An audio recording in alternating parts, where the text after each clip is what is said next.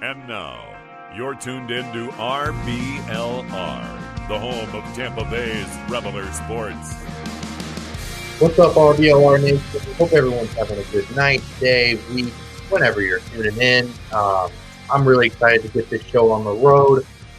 We got some good Bucs news, some interesting draft prospects. We're getting closer and closer to the draft with every passing week. But let's not go any further without introducing my wonderful co-host. We'll start with Musab. Tariq, say hello to the people. Say what's up. How you feeling? What's going on, ladies and gentlemen, RBLR Nation? Happy to be back at it with the boys. Preseason, regular season, or off season, the Buccaneers always got something cooking for us, and that's why I'm here. So, look forward to chatting with y'all about tonight. All right. Me as well. Zach Blaine, say hello to everyone. What is going on, guys? Nothing much, just hanging. How about you? And I mean, we got to watch the Rays go 6-0 this week. Man, I am feeling fan-freaking-tastic. Indeed. It's been just a great week. Indeed. Yeah, despite Josh Fleming's effort to tank the Rays' fifth victory, but that's what it was. I'm telling you, he's like, our ERA looks too good. Let me just right. You guys deserve to win.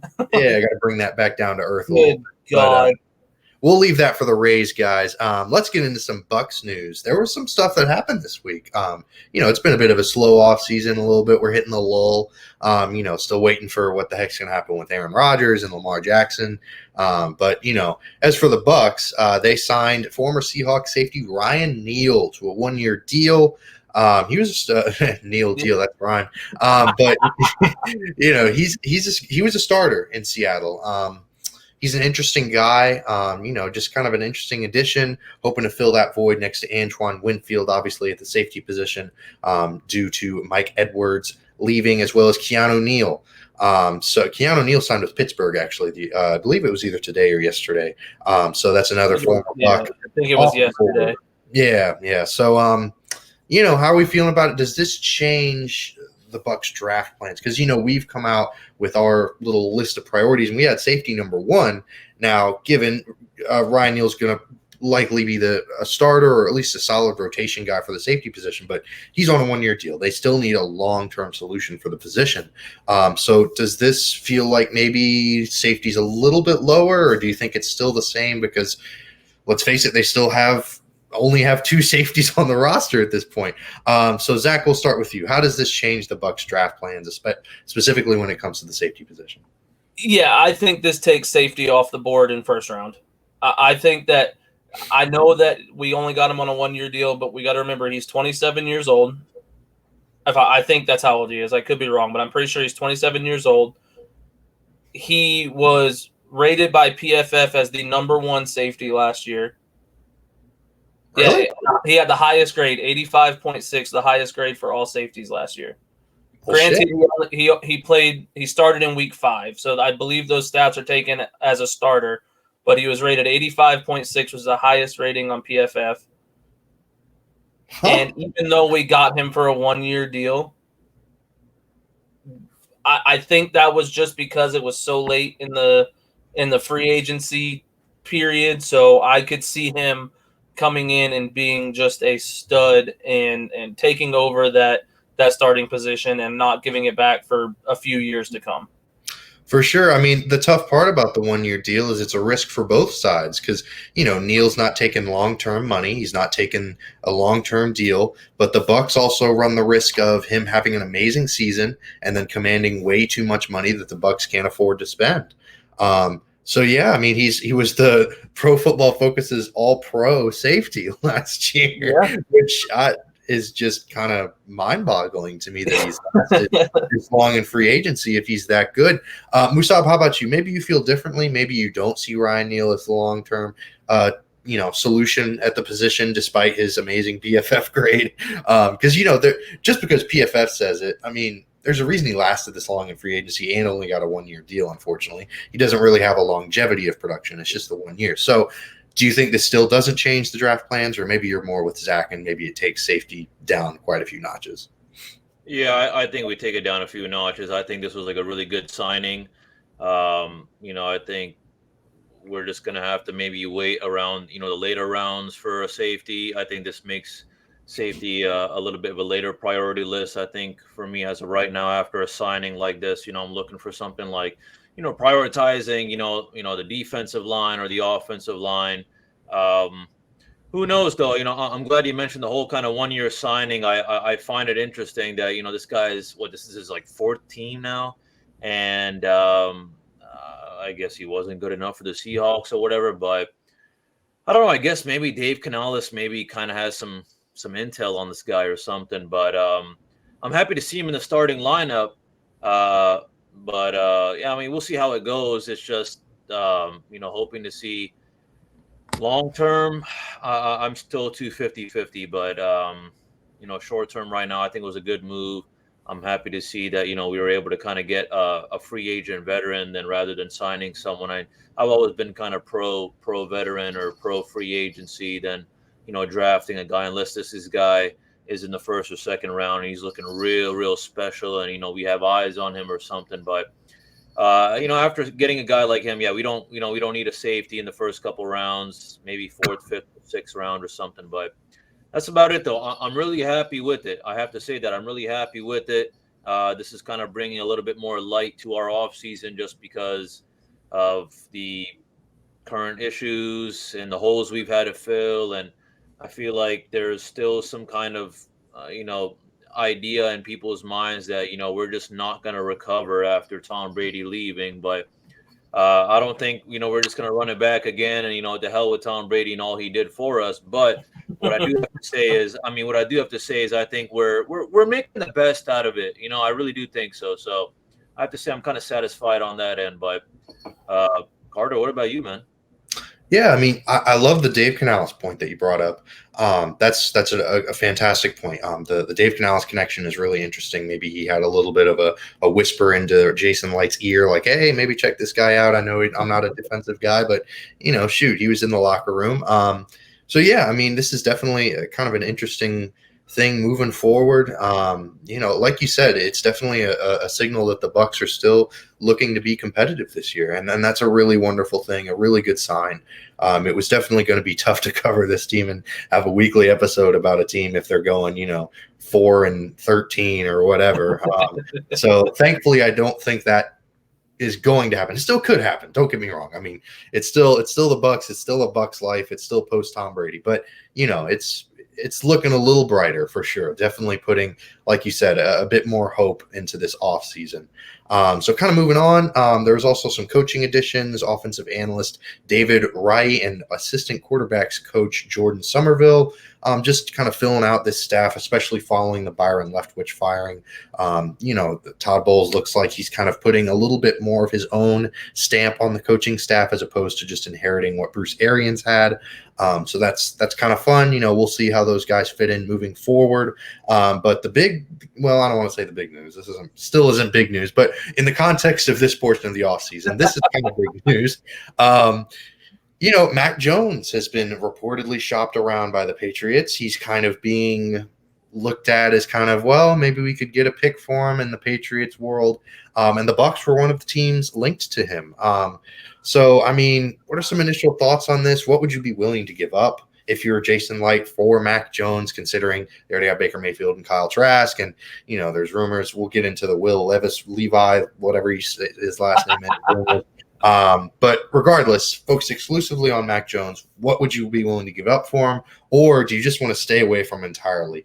Zach, we'll start with you because we had a little bit of a discussion already about this. So I want to hear you. I think Mac Daddy is a very good quarterback. Now, do I think that he is a future Hall of Famer? No. I would never go that far with it. I think if you give him a solid receiving core, I think that he could be very, very good and is a playoff quarterback. He's been to the playoffs already. Granted, he got his ass kicked, but he's been to the playoffs. So to me, it feels like, what would I give up for him? I don't know. I love Baker Mayfield. I want Baker Mayfield to be our starter, but I know that the longevity of Baker Mayfield as our starter is probably not very high. So when I look at Mac Jones, I think that he has a very long time left in the league. And when you pair him with guys like Mike Evans, Chris Godwin, it's just going to get – I think that's going to up his ability even more. So I feel like I would be willing to give up, oh, God, maybe a third-round pick. I'm telling you. Keep in mind, he was a first-round pick, so a third-round pick is not that bad. All right. Well, first, let's get this kind of nasty stuff out of the way. There's the dirty plays. You know, he had the low chop block of a Bengals defender after a fumble or interception, whatever. He got fined for that, and it was just a bad look. There was the second one was where he was grabbing at Brian Burns' ankle when he was trying to recover a fumble that Mac Jones had. And I think Brian Burns ended up spraining his ankle and getting injured. And it's just, you know, once is a coincidence, twice is like, what's going on here? You know, there's also the slides where he kicks a guy in the sensitive area, so to speak. Right. And, you know, he got that dog in him. Oh, he got right. Okay. So I agree. When you look at it like that, like it looks really bad, right? For sure. Did you like having Ndamukong Suh on the team? Yeah, but hold on. Let me finish. Because there's also the video of him crying, like bawling after he's had a high ankle sprain. I don't know what that feels like. It hurts like a biatch, but okay, like, I probably wouldn't cry like that either. But still, of course, it's painful. We had Ndamukong Suh, also a dirty player. Tom Brady's been accused multiple times of being a dirty player. I'm comparing Mac Jones to Tom Brady. No, not skill level. I'm just saying what's good for the goose is good for the gander is essentially what I'm getting at. I think that there are a lot of dirty players in the NFL, and I think that because he plays quarterback, it's pointed out more than it would be for any other position.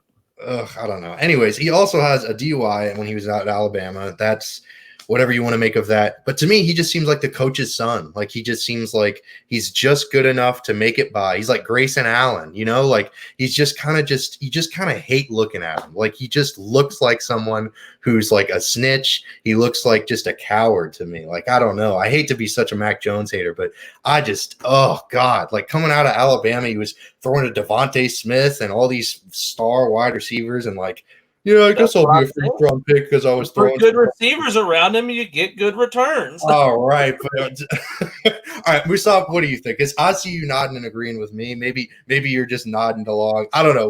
What are your thoughts on this? Oh, I'm in agreement with you, Carter. When I hear the name Mac Jones, all I hear is red flag, and red flag. All right. Clearly, there's something that, you know, obviously, look, something's looking wrong when Bill Belichick is tired of you, all right? He's got this kind of independent kind of personality. He seems like he's in his own world. Believe me, I have to say I have the utmost respect for him as to what he did at the University of Alabama, waiting his time behind Tua Tagovailoa and Jalen Hurts, and I think he did a phenomenal job at the University of Alabama. What I have to say is I don't know what's going on internally, but if Bill Belichick ain't liking you no more or something's looking off. And on top of that, it's just that it does it not look odd to be, you know, one of the first round picks, and then now, you know, you're looking in the news and, you know, it's Mac Jones being shopped around or something, you know? It's only his third year. Exactly. Well, okay, so in my mind, I did hear some stuff on Twitter. Again, I don't know how accurate it is, so don't take this as straight from the source or anything, because I don't know how accurate it was, but I saw something on Twitter today. It was an article that said in the struggles of last year, he was in communication with his quarterback coach and stuff from Alabama, and Belichick didn't like that. Again, I don't know how accurate that is, so don't quote me. But you also have to look at it as when Mac Jones came into the league, McDaniels was his offensive coordinator. So this is now his third offensive coordinator in 3 years. Maybe they don't want to build a system around Mac Jones because they didn't like. That's like inheriting another quarterback when you become a head coach somewhere. You know what I mean? So maybe they don't want to inherit Mac Jones because they want to run a different style of offense. Yeah, because I mean, he's not exactly a mobile quarterback. Maybe they want more of that. He seems to be very, very much a system quarterback, kind of like a Jared Goff kind of guy, very much like if you put him in a specific system and you just ask him to stand there and throw the ball, he's going to do pretty well. He's going to do okay. Yeah. But he definitely, I don't know. He just, something about him just pisses me off. Like, he's just like, do you know who my father is type shit, you know? Daddy's probably a lawyer or something. But for me, my biggest thing was, it's just that, listen, you know, the fact that we already got Baker, I have a whole different mentality. If we didn't have Baker before and we were still just running the trash show, and then, you know, all this Mac Jones talk, you know, started popping up, I'd be a lot more on Mac Jones. But I'm fine with what we have right now. And I also have to say, you know, as you mentioned, Zach, with, you know, possibly giving a third round maybe for this guy, Mac Jones. I don't know. For me, one thing I'm just been thinking about is just that we have a lot of holes to fill. And it's just not worth it going for anyone like Mac Jones or other people as well. You know, you really have to be someone special, or I don't know, you know, there has to be a really kind of good reason, you know, and I just haven't found that. Believe me, I thought about it as well for a hot second, but nothing's clicking with me as to, you know, having Mac Jones on our team, and that's why I'm just not really feeling it at all. For sure. I think that's the best point that's been made so far, is that if Baker Mayfield wasn't there, sure, I'd be a little more interested in Mac Jones. But because Baker Mayfield and Kyle Trask are both there, I just think that it's not worth giving up likely what would have to be a third or fourth round pick. You know, it would have to be probably that early. And that's just for a position that they've already invested $8.5 million in free agency, a second round pick a couple years ago. I just don't know that it's worth investing even more draft capital into that position on a guy like Mac Jones, unfortunately. Now, what if they came out and said, you know what, we want Kyle Trask? Obviously, that's not going to happen. But I don't even know what to make of that. What if they came out and were like, we want Kyle Trask and a 6th round pick? I feel like Kyle Trask is just a worse version of Mac Jones. So, like, I mean, I agree, but he's worse, which means we're getting better. And I know, like I said, that's so unlikely, but I would not mind having Mac Jones on this team just for the potential. Sure. Mac Jones over Kyle Trask. I'll meet you halfway and say that. I'll take it. I'm with it. But then again, I mean, it's just, I'm not going to see that. I don't see that happen. I don't see Kyle Trask. I don't see anyone snagging Kyle Trask, you know. No. I don't think anyone's going to take him. And I think, like, I can't stress it enough, I am a Baker fan. I want Baker on this team. I want him to start because Carter's mom told me she'd give me cookies if we go 8-8. So I need Baker to start at this point. So like, in that aspect, I don't want Mac over here. But had we not had Baker, I would like not even be considering it. I would be 100% on the Mac Jones to Tampa trade. Right now, I'm with you on that. I'm with you on that. With all due respect to Kyle Trask just seems like the kind of kid you adopt, and a couple years later, you kind of want to like not adopt him anymore. Wow, so we just owning Kyle Trask in the RBLR Sports Chat? I hope so. That's brutal. Yeah, man. They got NFL Foster. You know, they got a little NFL Foster home or something. Oh man, that's tough. All right. Well, before we hate even more on Kyle Trask, we'll move on to a different quarterback. A lot of mocks have the Bucs drafting Will Levis at 19, or either trading up to get him. I don't know. It's kind of weird. I don't really dig it, spending a first round pick on a quarterback at this point. Like, the Bucs are not a quarterback away from being a good team. They're not, you know, any position away from being a really good team. So why invest a first round pick? That's just my initial thoughts. But Zach, I mean, you seem eager to trade for. I mean, you love Baker. You're just addicted. You're like John Gruden was back in the day. You're addicted to getting new quarterbacks. I mean, how are you feeling about it? I want Baker to be with Tampa the rest of his career. I don't care how he does, just because I like Baker. But I also want to set our franchise up for a future. So I think that as much as I love Baker, and I mean, granted, he's 29, 30 years old. Like, he's still young. Yeah, he's still young for a quarterback. So if he comes in and plays really well, he could very well be the future of this franchise. I think that bringing in Will Levis, which I did research actually, because I've been saying Levi's the whole time as well. It is Levis, technically, I think. from what other people have said. But I think bringing him in makes it almost like a Alex Smith, Patrick Mahomes situation in Kansas City, where Alex Smith played phenomenal his last year in Kansas City, like played very, very good. And they're like, oh, well, you did really good, but now we want to go with Patrick Mahomes. They made the playoffs that year. They did, exactly. And to me, it's scary to see like that could happen in Tampa, where Baker Mayfield could come in and play really well.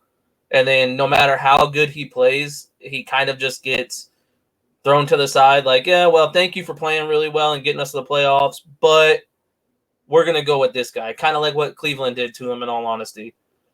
Well, what's tough about that is that I don't necessarily think the Bucs make the playoffs this year. I mean, that's a very early prediction, but it's difficult to really predict or any of these things. But, it's tough because Kansas City had such a good situation for Mahomes, and I just don't think that the Bucs have that for whoever they have in the wings or whoever they move at the quarterback. Exactly. And then I feel like it also, you said it perfectly. Tampa's not a quarterback away from being a great team. So I think that in that sense, it doesn't bother me if we were to take a quarterback first round, because we have so many holes to fill. I don't think there's a specific spot that we shouldn't take aside from special teams in the first round. I think that no matter who we take, at some point, it's going to make us better. Now, there's really only one quarterback that I have like affinity for in the first round, and that's Anthony Richardson. It is Anthony Richardson. Yeah. So I love him. If he were to slide, I would take him in a heartbeat. I wouldn't even question it. But Will Levis, he's not very accurate from what we've seen in college. It just, to me, he strikes me as someone who can throw the ball really hard, and that's about it. For sure. Although I will say, devil's advocate, people said the same thing about Justin Herbert. But Musab, how about you? How are you feeling about this Will Levis thing? I mean, do you think maybe the Bucs take a swing at it, or maybe you want to stay the hell away from any quarterbacks in the draft really at all, which is kind of what I'm thinking. But maybe you feel differently. How are we feeling about it?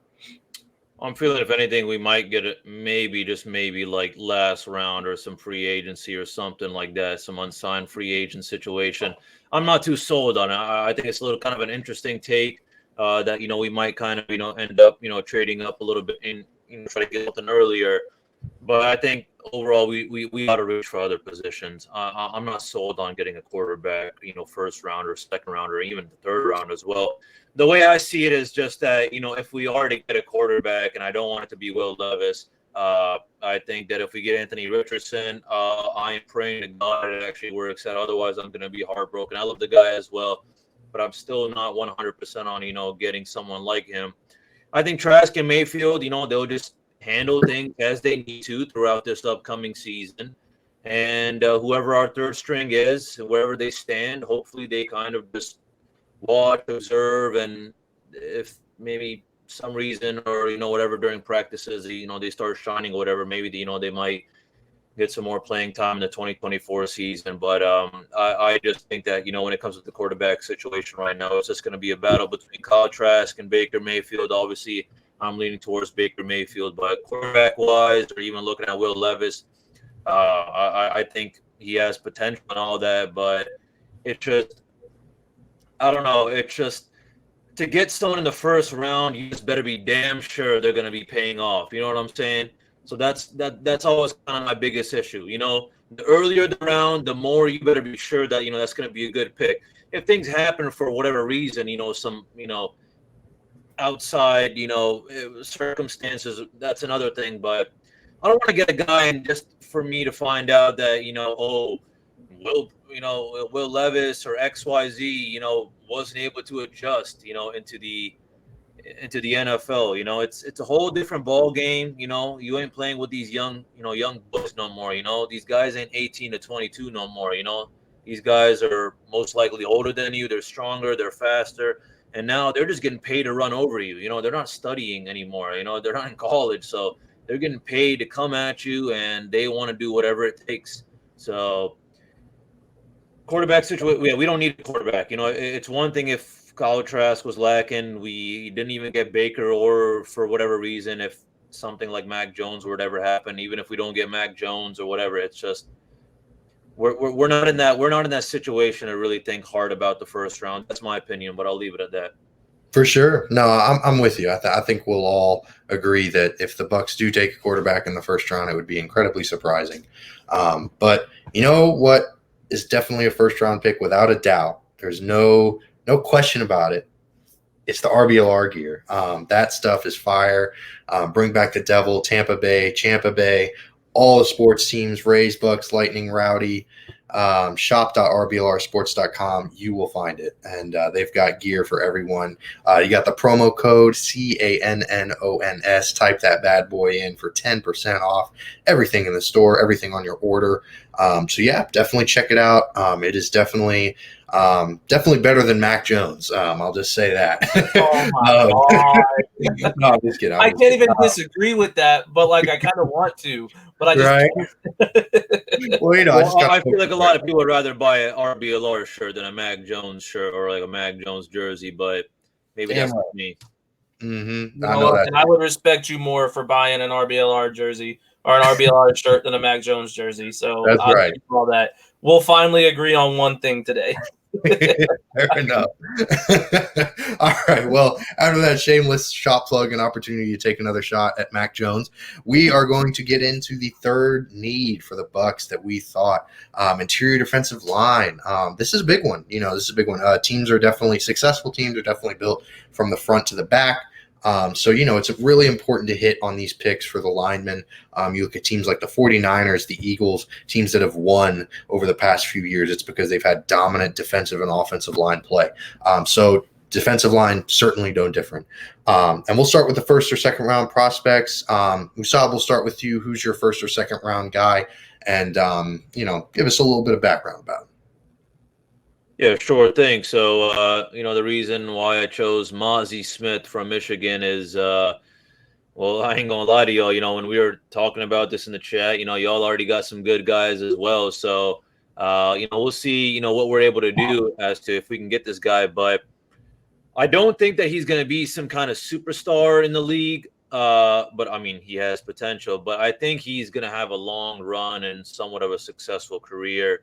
I feel like the big thing that I see from him is, he's a big dog out there. I mean, it's a, defensive lineman. I think he can eat up that kind of double team situation. Ground game, he's a tough defender. I think he is kind of that, really good on the run game more than the kind of pass rush situation. We'll see how it goes and all that. But I mean, I think he is also extremely strong. We'll see how that strength plays out in the actual NFL league, when regular season starts, if he does get some playing time. But I think our Bucs definitely need this kind of, defensive lineman. He is kind of an all-around player. That's what I'm kind of looking for. I'm looking for someone who can be able to adjust. And that's about it, though. But I will have to mention, I just want to chime in. He's had some outside troubles. I don't know, man. Buddy was zooming around the streets with a concealed weapon. I don't know exactly. I don't think it's super relevant, but it's just like, it's kind of a bummer. Listen, when I want to pick a guy, I don't want to have this guy having extra problems, outside of the field. We've already kind of, gone at him enough and already, but, even we were talking about with Mac Jones, I don't want someone having something a little bit extra that's throwing everyone off. Hopefully he learned his lesson, but I think he is still a phenomenal choice, but I don't know, man. Maybe he just made some stupid mistakes, but I'll just leave it at that. So I'm going Mozzie Smith. I think that he has a lot of potential. I think it's a reach, but as y'all two mentioned already, position by position or round by round, it's nothing's going to be surprising minus special teams, as you mentioned already, Zach. So I think we could use a guy like him, but I want to see where y'all's heads at as well with the guys y'all chose. Yeah, I personally don't think that he would be a reach if we got him in the second round. Now, I mean, if we went up first round and grabbed him, he'd be a reach. But I think realistically, second round, if we don't take an interior D lineman in the first round, I think that he's a great pick. He was actually going to be If I didn't get who I got, he was going to be my pick for first, second round as well. Yeah, I mean, he's definitely got a lot of upside, like Musab mentioned. You did a great job breaking that down.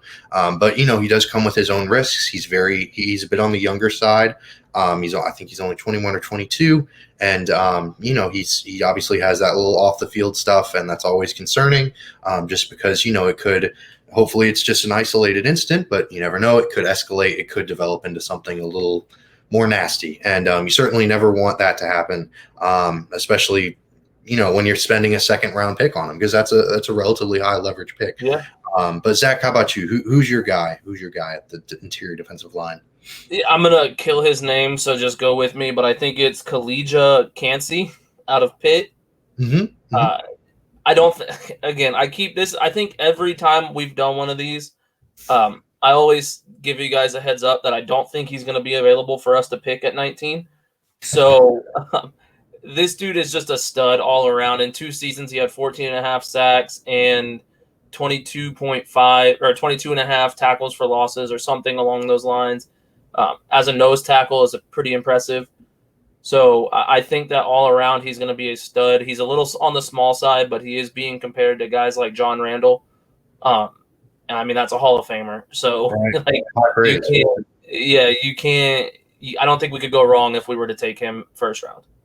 Yeah, if he falls, that's going to be tough to pass on. 100%. Yeah, I think if he falls, the Bucs pull the trigger on that and get him for sure. But that's unfortunately kind of a big if. It's looking like it's looking like he's going to go between 10 and 13 is my thought. So right. I don't see us trading up for him, but it's going to be dangerous. For sure. But it's important to still cover those types of guys because crazy things happen in the draft night. I mean, look at Laramie Tunsil. Yeah, like anyone can fall, anyone can rise. I mean, it's always a crapshoot. So, it's still important to cover those types of guys. My guy was Brian Brees out of Clemson. He's just humongous. Just a huge individual. I mean, all of these guys are going to be pretty darn big, but this guy comes in 6'5", around 300 bills. I mean, really, really athletic as well. He's got the body and the athletic tools to really succeed in the NFL at this position. The big issue with him has just been health. It's just been staying on the field, and that's unfortunate. And it's something to maybe make teams give him a bit of a pause because those health concerns can always be a bit scary, especially for the bigger dudes. So we'll have to keep an eye on that moving forward. But if he's there at 19 and the Bucs are sold on him, certainly not a bad guy to go with. Definitely not going to fall. Well, I don't want to say definitely, but probably not going to fall to the second round. So we'll move on to the third or fourth round guys. Who are Zach? We'll start with you this time. Mix up the order a little bit. Who's your third or fourth round prospect for the interior? Another guy who I'm going to kill his name. So it's Siaki Ika out of Baylor. Okay. He's a guy who is being compared to Danny Shelton, who, as my dad being a New England fan, I am familiar with Danny Shelton. I'm kind of, when it comes to interior defensive linemen, after the first or second round, I'm kind of just like, they're all kind of gelling together for me. So this guy is another guy who could be a very good player. He tested relatively well at the draft or at the combine. So I didn't see very much tape on him, but from what he's tested, I think he has the ability to be very good. And I know that I mentioned Danny Shelton, but I saw another draft analysis thing compare him to Vita Vea. So it's like, now, granted, Vita Vea is great, like For sure. one of the best. So I think if he were to fall somewhere between Danny Shelton and Vita Vea, if we got him in the third or fourth round, I would not be mad about that. If he were to be Danny Shelton, I think that he would be a solid. No, exactly. Danny Shelton has had a very productive career in the NFL. He's stuck around for a reason. Musab, how about you? Who's your third or fourth round prospect? All right, so my third, fourth round prospect is Keanu Benton, defensive tackle from the University of Wisconsin. I'll just kind of start out with this is just like kind of Mozzie Smith, mad disruptive. Do think that he needs to kind of work on the kind of tackling. Seems a tad bit slower than other guys, But what I will say is the big thing that I've noticed is that he's very versatile on the defensive line. And I just want to say that, I was, happy to see, his highlights and how he was balling out and all of that. But one thing that kind of gives me a little bit of a pause is the way he kind of went up against top competition, and he didn't really end up doing too well.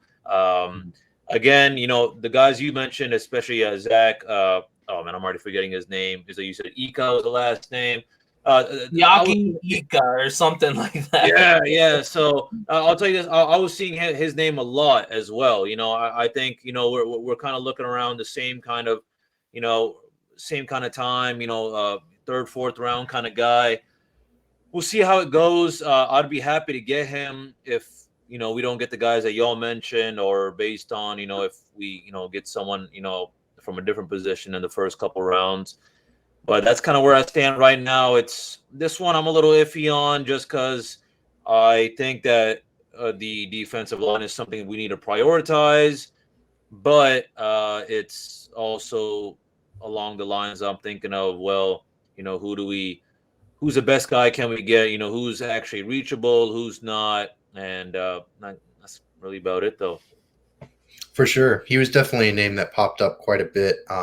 I feel like Wisconsin just produces big guys, just big boys. Anyone from Wisconsin is just going to be right. Them in Iowa, yeah, it just seems like they constantly produce just those massive human beings. So yeah, anyone from Wisconsin is going to be pretty solid. My guy is Moro Ojomo or Ojomo. My apologies for that last name. I am like Zach. I am incredibly ignorant when it comes to pronunciation. But he's got a lot of experience. He's a fifth-year senior. I mean, he played a lot of games, a lot of snaps. And he only enrolled when he was 16, so he's still a young guy. And he's a real high-effort guy, really smart player. So he's got some tools, got some upside, especially for a third or fourth round guy. It's just tough because he wasn't really super productive. He didn't really show a lot at the college level in regards to racking up stats. But he's definitely a guy to take a flyer on.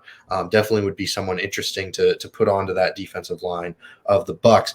So now we're getting to our day 3 guys. So fifth, sixth, seventh round. I'll start this time just to close out this. Right. Broderick Martin out of Western Kentucky. He is just huge. I mean, just massive, 6'4", 330 plus. So he's eating up blocks. He's taking up a lot of room on the football field.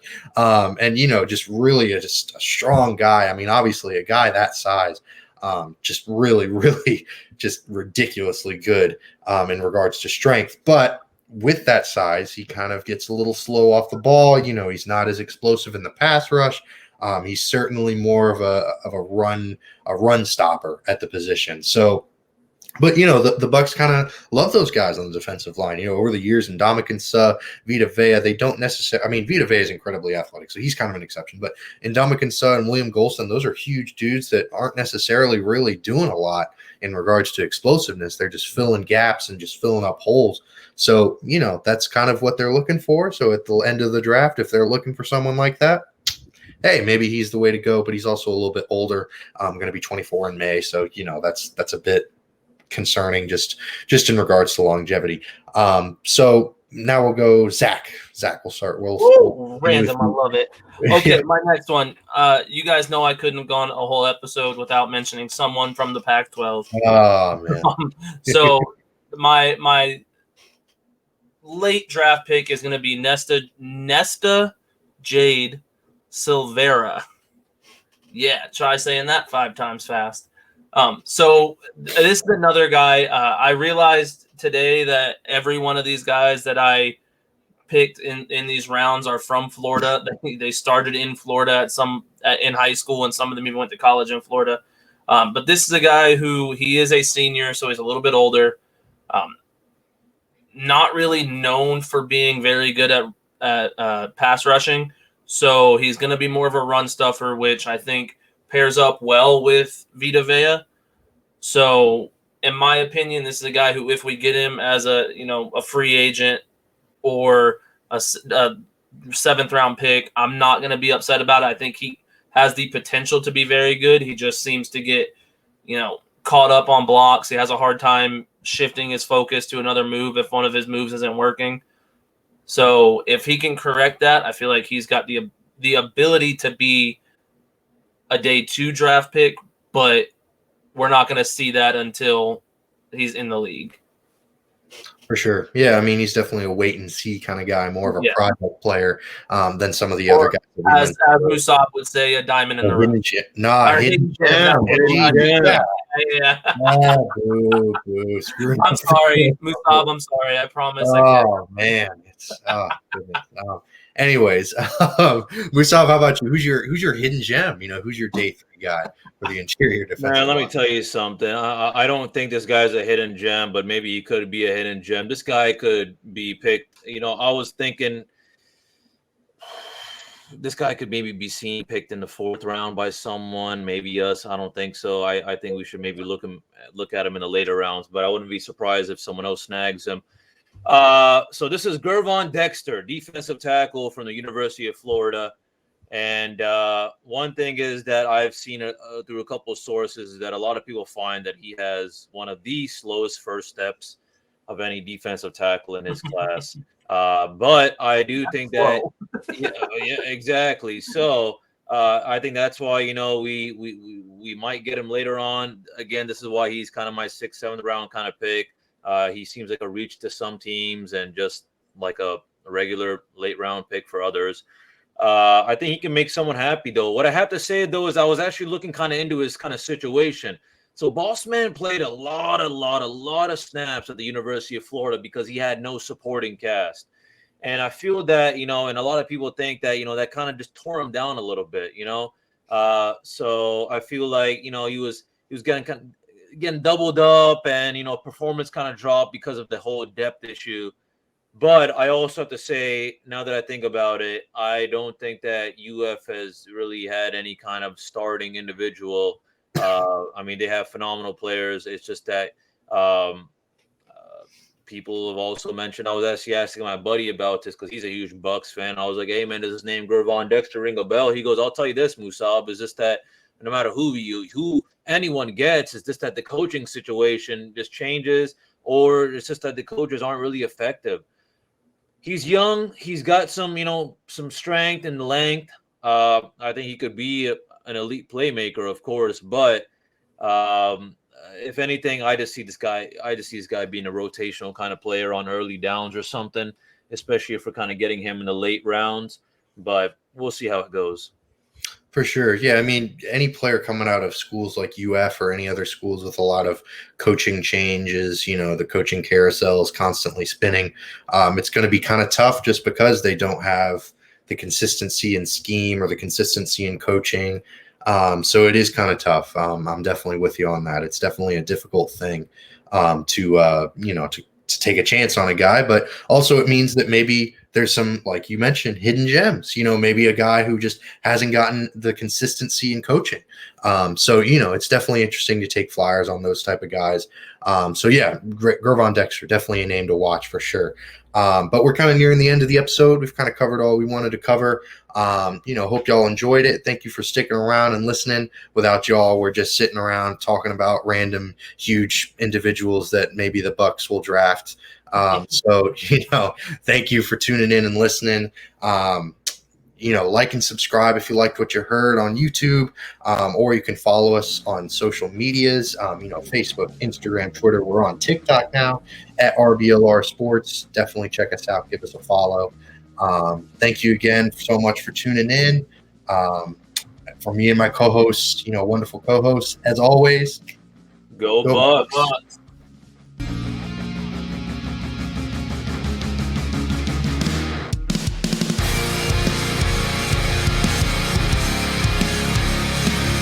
Thank you for tuning into this presentation by RBLR Sports. On your way out of the stadium, please remember to like and subscribe.